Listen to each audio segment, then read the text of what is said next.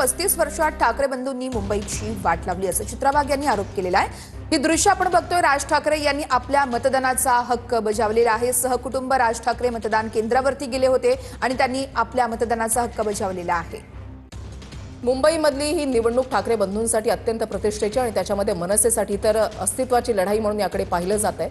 आणि ठाकरे बंधूंची युती 29 महानगरपालिकांपैकी 12 महानगरपालिकांमध्ये पाहायला मिळते। ठाकरे बंधूंची युती यंदा काही वेगळं समीकरण, राजकीय समीकरण समोर आणणार का याकडे सगळ्यांच्या नजरा लागलेल्या आहेत आणि त्याचा निकाल साहजिकच उद्या लागणार आहे।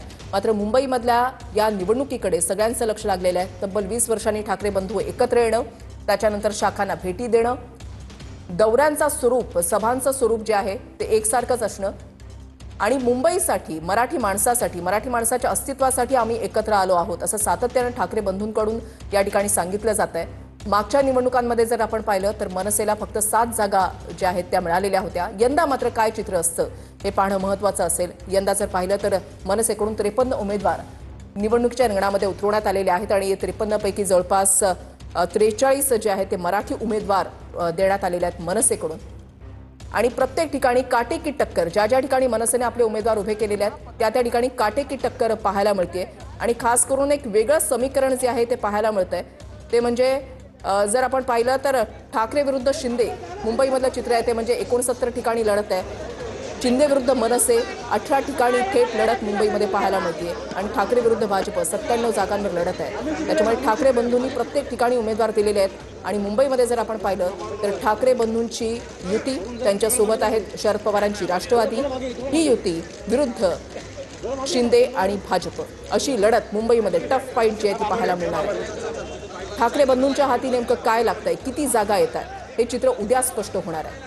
ठाकरे बंधूंसाठी अस्तित्वाची लढाई असल्याचं राजकीय जाणकार म्हणतात, त्या पद्धतीनं त्यांच्याकडून विश्लेषण केलं जात आहे। मात्र मुंबई वाचवायची आहे, मुंबईसाठी अस्तित्वाची लढाई असल्याचा दावा हा सातत्यानं ठाकरे बंधूंकडून केला जातोय। दृश्य आपण बघत आहोत। राज ठाकरे यांनी सहकुटुंब मतदान केलेलं आहे। या ठिकाणी येऊन त्यांनी आपल्या मतदानाचा हक्क बजावलेला आहे आणि आता ते माध्यमांसोबत संवाद साधतात।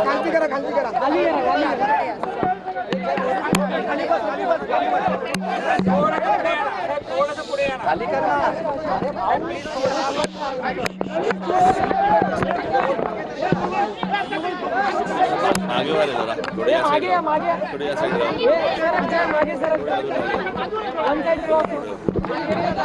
सर मतदानाचा शांत हो।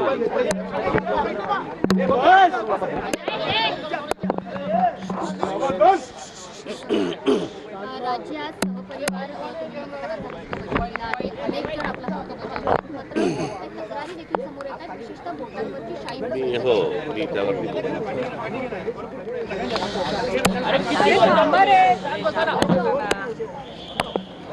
तुमच्याकडे पत्रकारांपेक्षा कॅमेरामन जास्ती बोलतात का?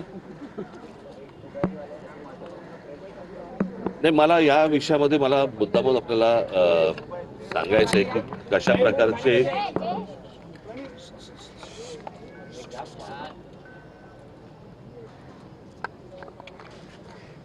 प्रकारची